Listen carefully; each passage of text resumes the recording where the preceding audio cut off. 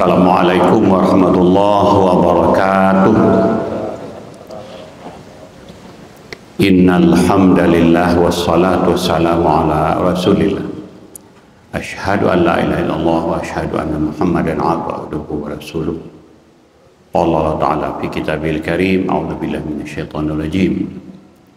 Wa innaka la'ala khuluqin 'azim. Hai Muhammad, sesungguhnya engkau memiliki akhlak yang maha agung. Surat Al-Qalam ayat 5. Kita bersyukur kepada Allah SWT. Allah tiada berhenti memberi kita rahmat dan karunia-Nya kepada kita. Salat dan salam selalu kita mohonkan kepada Allah supaya Allah terus curahkan untuk tujuan kita Nabi besar Muhammad sallallahu alaihi wasallam.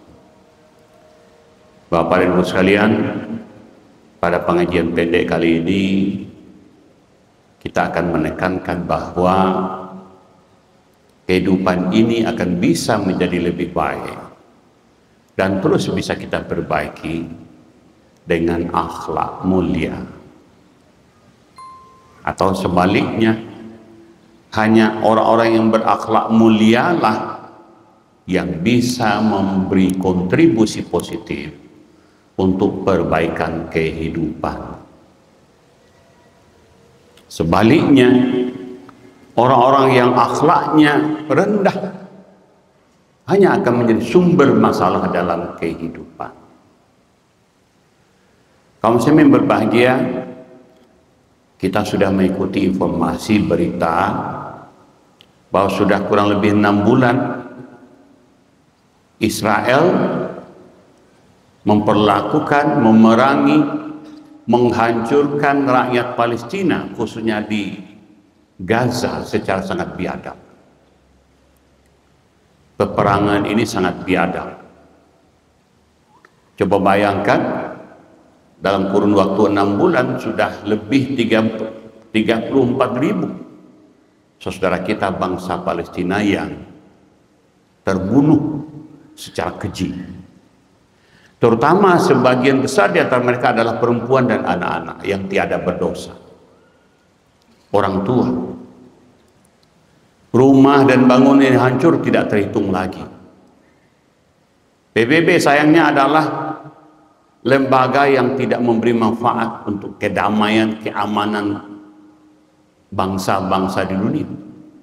Hanya bisa menghitung-hitung, hanya memberikan resolusi tapi yang tidak pernah dipatuhi oleh Israel yang kejam, Israel yang biadab.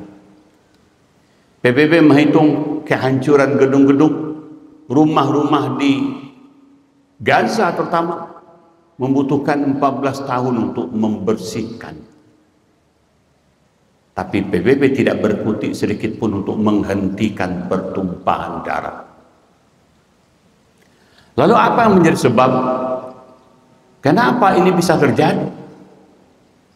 Sangat jelas, peperangan yang sangat biadab ini terjadi karena memang sama sekali Israel adalah contoh konkret dari bangsa yang memang sangat biadab.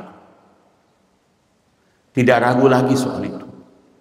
Bangsa yang mengumbar hawa nafsu mereka dan memperlihatkan kebencian mereka yang sangat biadab itu, yang berlebihan itu kepada bangsa Palestina. Tiada sedikit pun bagi mereka rasa kasih sayang. Tiada sedikit pun bagi mereka kepedulian sebagai sesama hamba manusia. Tidak ada. Tapi ternyata juga sangat jelas, Israel tidak bertindak sendirian. Mereka di-backing, di-backup mati-matian oleh Amerika. Amerika walaupun mengaku selama ini sebagai penjunjung dan penegak serta pejuang hak asasi manusia, tapi kalau itu berurusan dengan bangsa Arab yang Islam, mereka memperlihatkan pisau bermata dua, sikap ganda. Mereka tidak konsisten menjadi penegak dan pejuang hak asasi manusia. Mereka terus terang memperlihatkan sangat membela Israel, menghancurkan, membunuh bangsa kita, saudara kita, bangsa Palestina. Tapi bukan hanya Amerika sendiri, bangsa Barat juga sangat jelas memperlihatkan dukungannya kepada saudara, kepada Israel. Inggris, Perancis, Jerman mati-matian mengirim senjata kepada Israel untuk membunuh saudara kita bangsa Palestina. Inilah yang kita saksikan kaum muslimin berbahagia. Dan ini adalah krisis kemanusiaan yang sangat memilukan yang dihadapi oleh saudara kita bangsa Palestina. Lalu apa problemnya dengan yang kita bicarakan pada pengajian ini? Sangat jelas, Israel memperlihatkan sikap yang sama sekali tidak memperlihatkan sikap kasih sayang itu. Tidak ada bagi mereka kasih sayang. Tidak ada bagi mereka kepedulian. Tidak ada bagi mereka belas kasihan. Yang mereka perlihatkan adalah justru mengumbar hawa nafsu kebengisan, hawa nafsu kebencian, hawa nafsu permusuhan, hawa nafsu menghabisi bangsa-bangsa Palestina. Bahkan mereka telah bertekad untuk mengusir saudara kita bangsa Palestina, terutama yang tinggal di Gaza. Coba bayangkan, bangsa Palestina kampung halamannya adalah Gaza itu. Mereka hendak diusir oleh penjajah yang sangat biadab, Israel laknatullah. Kamu muslimin berbahagia dari contoh ini, dan ini adalah contoh konkret. Begitu kasih sayang hilang pada manusia, maka yang akan timbul adalah bencana, maka yang akan timbul adalah petaka, maka yang akan timbul adalah konflik. Karena hanya kasih sayanglah yang akan bisa menimbulkan, melahirkan kedamaian itu. Kasih sayang itulah pangkal di mana kita bisa hidup damai. Tanpa kasih sayang, kehidupan ini akan penuh dengan bencana. Disinilah menjadi sangat penting untuk kita kaji ulang, untuk kita pertimbangkan, untuk kita renungkan bahwa hakikat hidup kita sebagai manusia tidak saja dan tidak semata-mata terletak pada ibadah yang kita lakukan. Ibadah betul penting. Ibadahlah manifestasi dari ketaatan kita kepada Allah. Tapi ibadah semata belum tentu menjadikan kita menjadi orang-orang yang berakhlak mulia. Belum tentu. Bukankah banyak kita saksikan orang ibadahnya tidak kurang, tapi memutus silaturahmi. Betapa banyak juga kita saksikan orang ibadahnya tidak kurang, tapi pelit. Betapa banyak juga kita saksikan orang ibadahnya tidak kurang, tapi tidak peduli dengan orang lain. Maka harus kita tegaskan, kaum muslimin berbahagia, ibadah semata belum tentu membuat kita menjadi hamba yang berakhlak mulia. Karena itu disinilah penting apa yang ditegaskan oleh Rasulullah dalam hadis yang agaknya sudah sering dibacakan oleh para ustadz kita. Akmalul mu'minina imanan ahsanuhum khuluqan.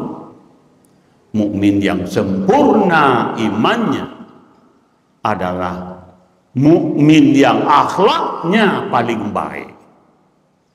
Maka ukuran keimanan kita tidak semata pada taatnya kita beribadah, tapi ukuran keimanan kita, ukuran kesempurnaan iman kita sangat tergantung seberapa mulia akhlak kita.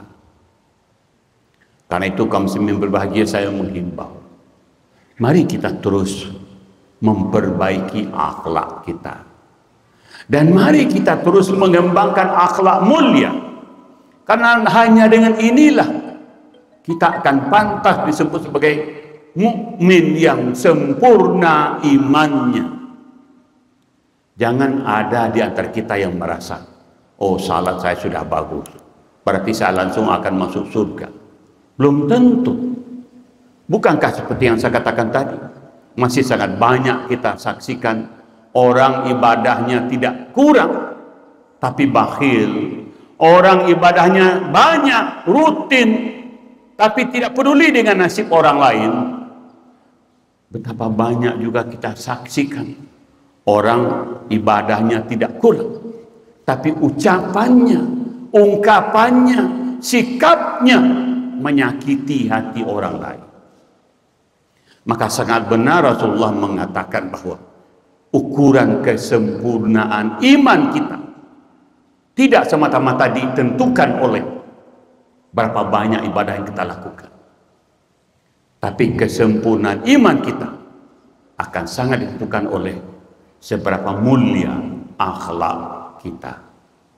Karena itu mari kita terus melakukan muhasabah, melakukan introspeksi. Apa sifat-sifat yang masih kurang dalam kebiasaan kita, dalam akhlak kita? Apakah selama ini kita sudah betul-betul memiliki sifat pengasih dan penyayang? Apakah selama ini kita sudah memiliki kepedulian yang kuat? Apakah selama ini kita betul-betul sudah memiliki sikap yang pemurah, tidak lagi bakhil, tidak lagi pelit? Maka tentu semua kita, semuanya kita yang tahu. Oleh karena itu saya mengajak dan menghimbau, mari kita terus melakukan muhasabah dan terus pula memperbaiki akhlak-akhlak kita. Insya Allah semakin baik akhlak kita, maka itulah yang sangat membuat kita pantas menjadi hamba yang sempurna imannya dalam pandangan Allah dan Rasul. Mudah-mudahan ada manfaatnya. Wabillahi taufiq wal hidayah. Wassalamualaikum warahmatullahi wabarakatuh.